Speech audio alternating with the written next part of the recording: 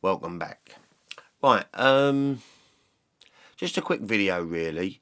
This was inspired by Beatle Brad's video 331. Okay, what do I buy next on Beatles?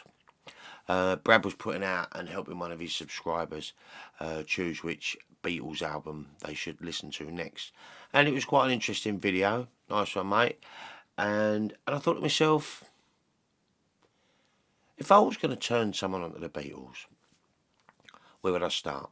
Right, and I guess it's different for different type of people. If you know you're pretty good with people and you can read people quite well, it really just depends where you'd start with them.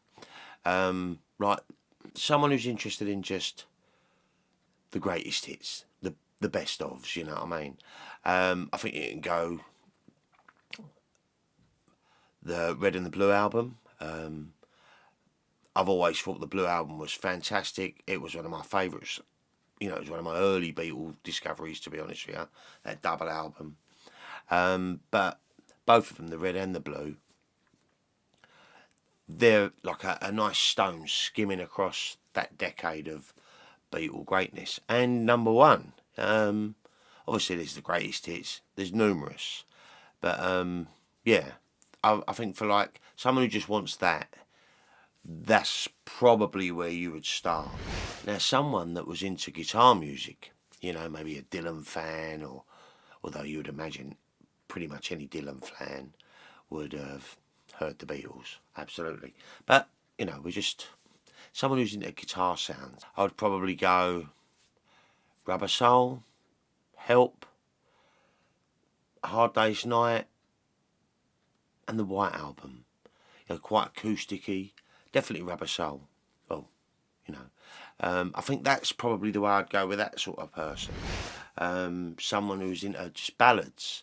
Obviously, you've got greatest hits like, greatest ballads like you've got the Beatles' love songs, and obviously ballads with that awesome cover. So I suppose you'd send them that way. Now, people that was into rock and roll, you know, the old rock and rollers, you'd have to give them Please Please Me just for Twist and Shout at the end. With the Beatles and probably Beatles for Sale, I would say. Good rock and rollers on them early ones. And maybe some live at the BBC. Fans of indie music, you know, Oasis and all of that sort of style, I would probably send them down Revolver, Past Masters Volume 2. And there was an album released in 2012. I don't know if it's on vinyl. I should have probably looked at that before doing this video, called Tomorrow Never Knows. I don't know if any of you lot know if that's on record or not. But the track listing is very indie, and I think that's the way I would sort of send them. And then obviously you've got psychedelic fans. Well, if it's psychedelia, I suppose you'd have to send them Sgt. Pepper, again Revolver, and Magical Mystery Tour, Strawberry Fields Forever, and whatever, maybe, for psychedelic fans. And even people that are into classical music, give them Yellow Submarine, the original soundtrack, flip them over to side 2, and you've got George Martin's orchestra taking you to Pepperland, and some of it is quite nice.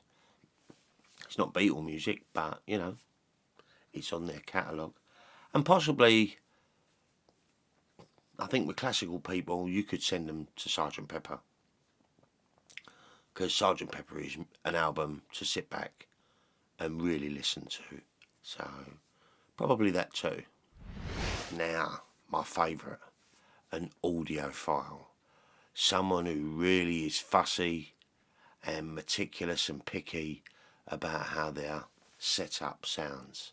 You know, so they've probably got a very nice turntable or CD player or whatever, and a nice amplifier and speakers, and you know, they take their listening very, very seriously. I would definitely send them Sgt. Pepper, possibly the Giles Martin 50th anniversary remix. Abbey Road. I think Abbey Road to an audiophile. Really would appreciate that. And Even the Yellow Submarine song track, because the mix on it is just full. It is really, really well done. So if someone was like into hi-fi in a big way, probably them 3 albums would be a nice place to send them, you know.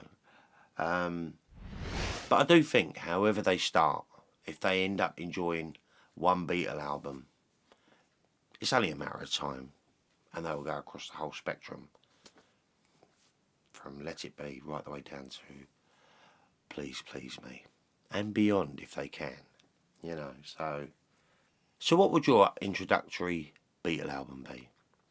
If someone come up to you and just said, I've never listened to the Beatles, recommend me an album, what would it be? Drop them in the comments down below. See if any of them are similar to mine.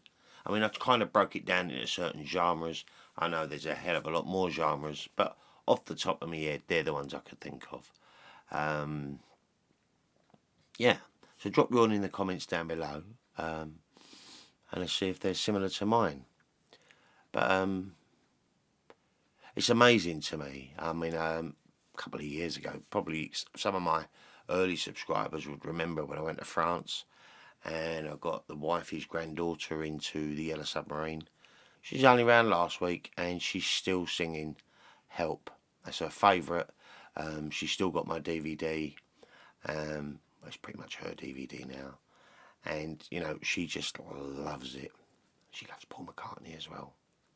Bless her. But I find it very endearing, and it just goes to show you their music literally does appeal to everyone. She's 9, you know, and loves it, and knows all the words and all the phrasing when she's singing it. It's wonderful. I did that. Oh, and before I sign off, I just want to say, the other night I watched John and Yoko, Above Us Only Sky. Again, Beatle Brad mentioned it, about the quality and all that lot. And it was lovely. It was really, really lovely. Some bits I've seen before in the documentary Imagine. Some bits I hadn't. Some audio I'd not heard before as well. And it was obviously about the making of the album Imagine. 1971, I do believe. And the process of how they got there. And the people that was in on it. Klaus Voormann, George Harrison, etc., etc. And basically you could just tell how much he loved Yoko. Me personally, I've always thought she was a little bit out there. But who can blame the man? He fell in love. And it's so apparent, you know. So really enjoyed that documentary. Comes highly recommended if you get a chance to watch it. It was on Channel 4 over here. Don't know what it was in the States, but very nice. Very, very nice indeed. So yeah, that's it for today then, guys, really. I just wanted to do this quick Beatle video. Hadn't done a Beatle one for a while. And I thought it might be interesting just to put this sort of ideas out here. And see what you guys thought of that.